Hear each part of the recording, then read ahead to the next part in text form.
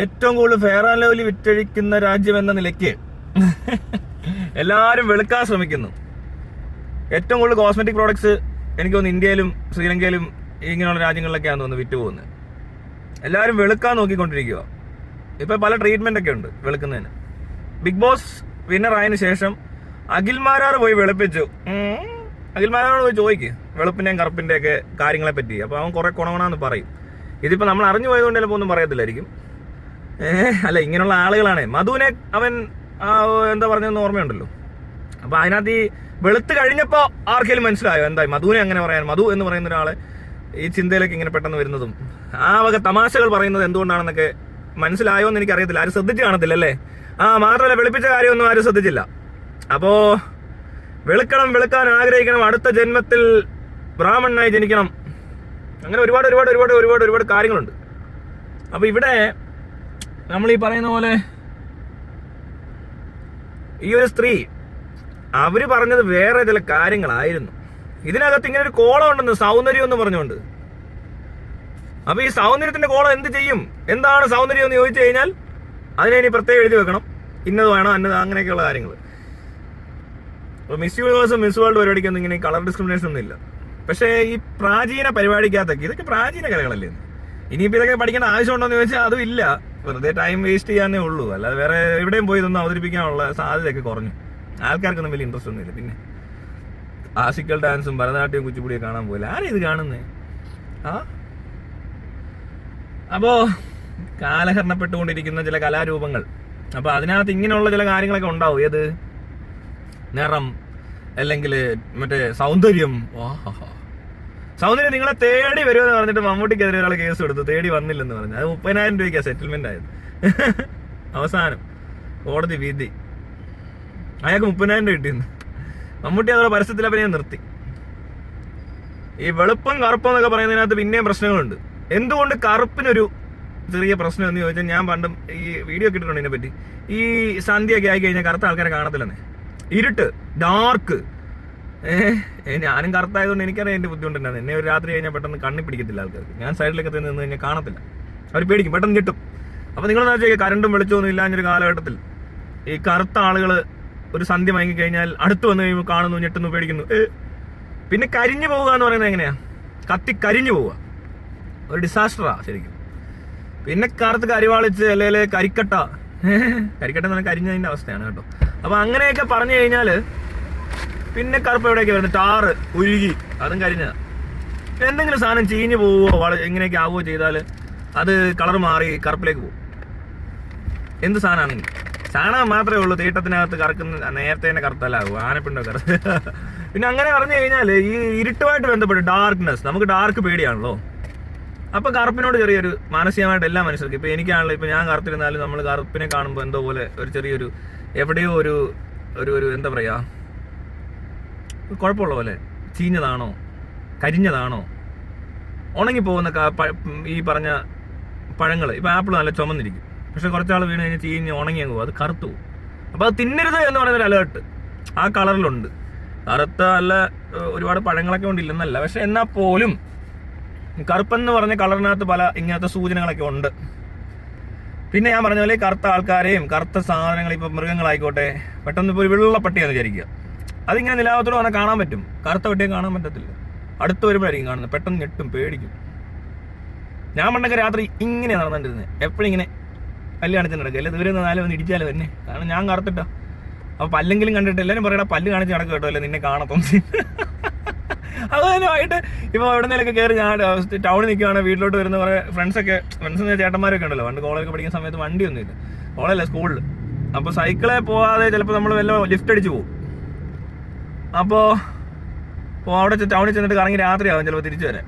ഞാൻ എൻ്റെ 8ാം ക്ലാസ് തൊട്ട് 10 മണി വരെയൊക്കെ ഉള്ള സമയം വരെയൊക്കെ ഞാൻ ചിലപ്പോൾ കറങ്ങി നടന്നിരിക്കും. അതുപോലത്തെ ഒരു പ്രത്യേകത എനിക്കുണ്ടാകും, എന്താണെന്നറിയത്തില്ല. അപ്പൊ അങ്ങനെ വഴി നിൽക്കുമ്പോൾ ഞാൻ വണ്ടികൾ ഇങ്ങനെ വരും, ഞാനിങ്ങനെ ഇങ്ങനെ കാണിക്കുക. അപ്പൊ ഈ പല്ല് വലുതായതുകൊണ്ട് എല്ലാവരും ദൂരെ നിന്ന് കാണും, അവൻ എന്തുകൊണ്ട് കയറാൻ പോകണം, കയറി അങ്ങ് പോവും. പിന്നെ ഈ കറുപ്പും വെളുപ്പും പ്രശ്നമാകുന്നത് വേറൊരാൾ പറയുന്നതുകൊണ്ടല്ല. പിന്നെ മനുഷ്യനെ സംബന്ധിച്ച് മനുഷ്യരിപ്പോൾ ഇത്രയൊക്കെ ഡെവലപ്ഡ് ആയല്ലോ, ഇരുട്ടത്തൊന്നും ആരെയും കാണാൻ, അങ്ങനെ ഇരുട്ടൊന്നും വലിയ പ്രശ്നമൊന്നുമല്ല. പിന്നെ പെട്ടെന്ന് ഒരാൾ കറുത്ത ഒരാൾ വന്ന് അടുത്ത് നിന്ന് പേടിക്കത്തൊന്നും. അപ്പോൾ ഇനി മനസ്സിലാക്കേണ്ട കാര്യം വെച്ചാൽ ഇപ്പം ഞാൻ ഈ കളർ വെച്ചിട്ട് എന്തോ ഇൻഫീരിയോറിറ്റി കോംപ്ലക്സ് ഒക്കെ അടിച്ചിരുന്നു കഴിഞ്ഞാൽ ഞാനങ്ങ് ഇരുന്ന് പോകത്തേ ഉള്ളൂ എന്നൊരു ബോധം ഉണ്ടായിട്ട്, ഇത് നമ്മൾ കാണുന്ന കാര്യമല്ലല്ലോ, നമ്മളത് ശ്രദ്ധിക്കുന്നുമില്ല. വേറെ ആരുടെയും കളറൊന്നും നോക്കുന്നില്ല, എൻ്റെ കളറൊന്നും നോക്കുന്നില്ല, തീർന്നില്ലേ? ആരുടെ കളർ എന്താണ് എനിക്ക് തന്നെ ആരെങ്കിലും വെളുത്തിരുന്നാലും കറുത്തിരുന്നാലും എനിക്ക് വ്യത്യാസം പറയുന്ന പ്രയോജനമൊന്നുമില്ല. ഈ വന്ന കാലത്ത് അങ്ങനെ ഒരു പ്രത്യേകത ആർക്കും ഇല്ല. പിന്നെ ഞാനീ പറഞ്ഞ കളറ് വെളുത്ത് നല്ല തുടുത്ത് ചുമന്ന് ഇങ്ങനെയൊക്കെ ഇരിക്കുന്നുണ്ട എല്ലാവർക്കും ഒരു താല്പര്യമുണ്ട്. ഈ കറുത്തവന്മാർക്കെല്ലാം വെളുത്ത പെണ്ണ് വേണമെന്നതാ ആഗ്രഹം. എന്നിട്ടിരുന്ന് പറയുന്നതേ കറുത്തവരെന്നല്ല, ഒരുമായപ്പെട്ടവനൊക്കെ അല്ലെ പെണ്ണുങ്ങൾക്ക് എന്തുവാ ഈ കൂടുതൽ പെണ്ണുങ്ങൾക്കും വെളുത്തവന്മാരോടൊക്കെയാണ് താല്പര്യം. അതുകൊണ്ടാണല്ലോ ഈ സിനിമാടന്മാരെല്ലാം വെളുത്തിരിക്കുന്നത്. ആകപ്പാടെ കറുത്തിരിക്കുന്ന നടന്നു കഴിഞ്ഞാൽ രജനീകാന്ത്, വിജയ് സേതുപതി, വിജയ്. പിന്നെ ഈ നാട്ടിലാരാ ഉള്ളേ? ഒരു നായക കഥാപാത്രം അവതരിപ്പിക്കുന്ന ഒരു ഇരുണ്ട അധികം പേരില്ല. ബാക്കി എല്ലാവരും നല്ല തൊടാന്നിരിക്കണം. മമ്മൂട്ടിയും മോഹൻലാലും സുരേഷ് ഗോപിയും ഫഹദ് ഫാസിലും ദുൽഖർ സൽമാനും. പിന്നെ ഉണ്ട് വിനായകൻ ഏത് അഭിനയിച്ചിട്ട് എന്ത് കാര്യം? എടാ പോടാ നീന്ന് വിളിച്ച് പോലീസുകാരൊക്കെ ചുമ്മാ സ്റ്റേഷനിലിട്ട് തട്ടുക. അന്നൊക്കെ നമ്മളിങ്ങനെയൊക്കെ വീഡിയോ ഇടുവാന്ന് ഞാൻ ഓർക്കുന്നുണ്ടോ? ഈ കളർ കൊണ്ടല്ല പ്രശ്നം ഉണ്ടാകുന്നെങ്കിൽ പോലും ഈ പറഞ്ഞ ആളുകൾ ഇവരൊക്കെ ചിലപ്പോൾ ഇതിനകത്ത് പ്രതികരിക്കും കേട്ടോ. അതിനകത്ത് പ്രതികരിക്കാത്തവർ വരെ ഇതിനകത്ത് പ്രതികരിക്കും. കാരണം ഇത് വിഷയം വേറെ ആണല്ലോ. ഇതെല്ലാവർക്കും പറഞ്ഞ് എന്തൊക്കെയോ ആക്കാനുള്ളതാണ്. ഞാൻ അങ്ങനല്ല, ഞാൻ വേറെയാണെന്ന് നാട്ടുകാരെ അറിയിക്കാൻ കിട്ടുന്ന ഒരു അവസരം അങ്ങ് ശരിക്കും ഉപയോഗിക്കാം. ഐശ്വര്യ സുസ്മിത സെൻസറികൾക്ക് മക്കളെ കൈപിടിച്ച് വളർത്തുന്ന കൊച്ചുമാരുടെ ഇന്ത്യ അല്ല, അനുഭവങ്ങളുടെ ഇന്ത്യ. അതറിയണമെങ്കിൽ സെൻസിറ്റിവിറ്റി ഉണ്ടാവണം. ഒരുപാട് നാളുകൾക്ക് ശേഷം ഒരു അതിഥി വന്ന ദിവസം. അപ്പോ ഈ കളർ വലിയ ഇത് പ്രശ്നം തന്നെയാണ് അല്ലേ? ഇപ്പൊ വെളുപ്പിക്കാനും ഇത്രയും ക്രീമും ഇത്രയും പ്രോഡക്ട്സും ഇനിയിപ്പോ ട്രീറ്റ്മെന്റ് തുടങ്ങി കഴിയുമ്പോൾ കണ്ടില്ലേ അഖിൽമാരാറിനെ പോലത്തെ ആളുകൾ, മധുവിനെ കളിയാക്കിയവൻ അവൻ കറക്റ്റായിട്ട് വെളുപ്പിക്കാൻ തീരുമാനമെടുത്തു.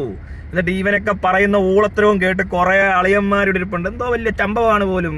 എന്തോ അഖിൽമേയായി നീയൊക്കെ ഈ പറയുന്നതിനെ കൊടുത്ത് ഇവനെയൊക്കെ ഓർത്തോ കേട്ടോ. ആ തള്ള ഇത്രയും പ്രശ്നം ഉണ്ടാക്കിയിട്ടില്ല ശരിക്കും പറഞ്ഞു.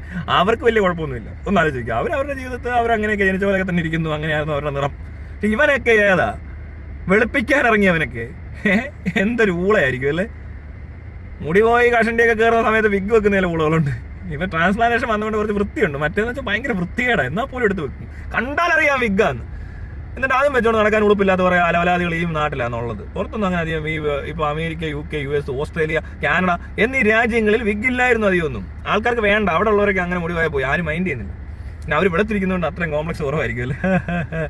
അപ്പോ ഈ പറഞ്ഞ പോലെ പല കാര്യങ്ങളുണ്ട്. ഇവിടെ ഇപ്പൊ ഒരു കല്യാണം കഴിക്കാനായിട്ട് ഒരുത്തരം അങ്ങോട്ട് വെളുത്ത നിറം പെണ്ണിന്റെ ഒക്കെ ഇത് മാട്രിമോണിയിലൊക്കെ കയറി നോക്ക്. പിന്നെ ഇവരെല്ലാം കൂടെ നോക്കുന്നത് എന്തൊക്കെയാ? ജോലി, പറമ്പ്, കുടുംബ പാരമ്പര്യം, ജാതി, മതം, ഇതെല്ലാം ഒരുപോലെ ഉള്ളു. ബാക്കി എന്തെങ്കിലുമൊക്കെ പറയുമ്പോൾ ജാതിയുടെ മതത്തിന്റെ ഒക്കെ കാര്യം പറയുമ്പോൾ ഇല്ലാത്തൊരു പ്രത്യേകതരം താല്പര്യമുള്ളവന്മാർക്ക് ഇപ്പൊ കിട്ടിയത്. അവരൊന്നും അല്ല. അവരൊരു എന്താ പറയുക, അവരതൊക്കെ പറയാവൂ. മനസ്സിലായോ? അവരെന്താ പറയും? വേറെ വന്നിട്ട് എന്താ അവരെ കൊണ്ട് പറയാൻ പറ്റുന്നത്? പാർട്ടിലായിട്ട് അവർക്ക് അവരങ്ങനൊന്നും പറയാൻ പാടില്ലാത്ത ആളാണ്. അവരങ്ങനെ പറയാവൂ. പിന്നെ ഈ കോളം മറ്റേ ജാതി ഏതാ മതം എന്നൊക്കെ ചോദിക്കുന്ന കോളമൊക്കെ ഉണ്ടാകും. ഇനിയിപ്പോൾ മെയിൽ ഓർ ഫീമെയിൽ എന്ന് പറഞ്ഞാൽ കോളം വരെ വെട്ടിക്കളയണം. ഒരു കുട്ടി ജനിക്കുമ്പോൾ തന്നെ ആണ് പെണ്ണെന്ന് പറഞ്ഞാൽ വിളിക്കാനും പാടില്ല. അങ്ങനെ നിശ്ചയിക്കുന്ന സാധനം അല്ലല്ലോ ഈ ജെൻഡർ. അത് മനസ്സിലായിട്ടില്ല. ഇതിനിപ്പോൾ ആരും പറയണമായിരിക്കും.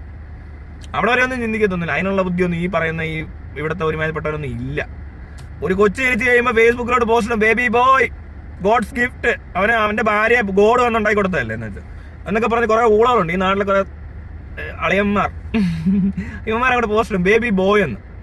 അങ്ങനെ ഇടാൻ പാടില്ല. എന്താ അങ്ങോട്ട് കറുത്ത കുഞ്ഞ് വെളുത്ത കുഞ്ഞ് ഇട്ടാലേ അറിയത്തുള്ളൂ ഇത് തമ്മിലുള്ള പ്രശ്നം എന്താന്ന്. അങ്ങനെ ജെൻഡർ നിശ്ചയിക്കാൻ പാടില്ല.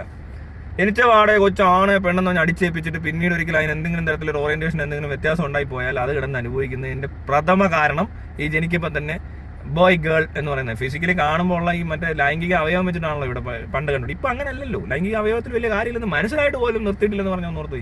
അങ്ങനെ കുറെ ഉണ്ട്. അപ്പൊ ശരി എന്നാ ഇനിയിപ്പോൾ ഈ തള്ളയുടെ എല്ലാവരും കൂടെ കയറി അവരെ അങ്ങോട്ട് റോൾ ഉണ്ടാക്കിയോ ഇത് ഞാൻ ഈ പറഞ്ഞ ഇത്രയും കാര്യങ്ങളൊന്നും എടുത്ത് നോക്കും. നിങ്ങളെല്ലാം കൂടെ ഇനി ഇതിനെപ്പറ്റിയൊക്കെ പറ. നാളെ ഇനി ഇതൊരു പ്രശ്നമായാലോ അല്ലേ?